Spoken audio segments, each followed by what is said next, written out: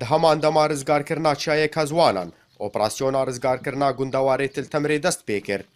Di encamê de 24 gund yên gondbin destê Daişê de bûn hatin paqijkirin ji hêla yekîniyên parastina gelê PGV. Di vê herêmê de şer û pevçûnên dijwar hatin kirin.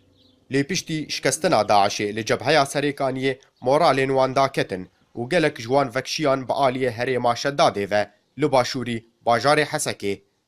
هدف ما چه عبدالعزیز بو تابی او اپراسیون گور مدخواست با آوی پیلان ما گاف پیک هاتن ما گند ما رزگار کرن دوره ولو عاصبون ما زیده ولو امسر دانه چونش برگو چطات ایده تدبیر گرته بو ما تکتیکی دن مشاندن بریوام ام پشوان زورین پشتی ام پشوان زورین ما منطقه جهف قد کر اوا بشر دجوار و فدکاری دجواری حوالا و بقهرمانی حوال شهید اف حمله ولو سرکفتنی که مازن ام گشتن چای عبدالعزیز فروکن کوالسیونا نافدولتی دربین گران لبارگهین سرکه داعشی خستن و به تایبت لگندی غیبش ین گود بو بارگهک سرکه جداعشی ره و ساجی گلک ماین چاند بون و گلک خانی هاتن خور ده انجام تقینا ماین آنده طيران تحالف يعني وقت بيش دستك ددا يعني الوان شتا ددا دربني جران لوان ددا لهرم پر هرمني هبون شتات دا خبجي كربون ماينه خداني بون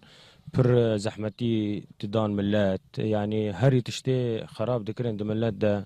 يعني هما دما انسان كي قدري مالا خفت كير ماين تيدبو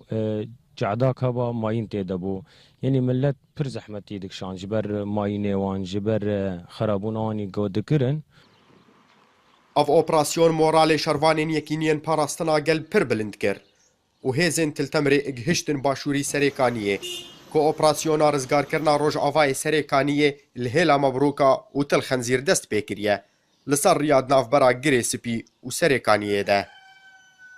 Em anha li ser çemê Xaburê ne di navbera gundê Ghêbiş û Telşemîran de 24 gundê aşûriyan yên got di destê Daişê de bûn li ser dirêjahiya 22 kîlometran hat rizgarkirin ji hêla yekîniyên parastina gelê PGV. Êdî ev herêm hemî aram dibe tenê dimîne hebûna Daişê dê gundewarê serêkaniyê de bi taybet lê Til Xenzîrê û paşî wê bi başûr ve ku operasyona rizgarkirina wî gundewarî anha berdewam e.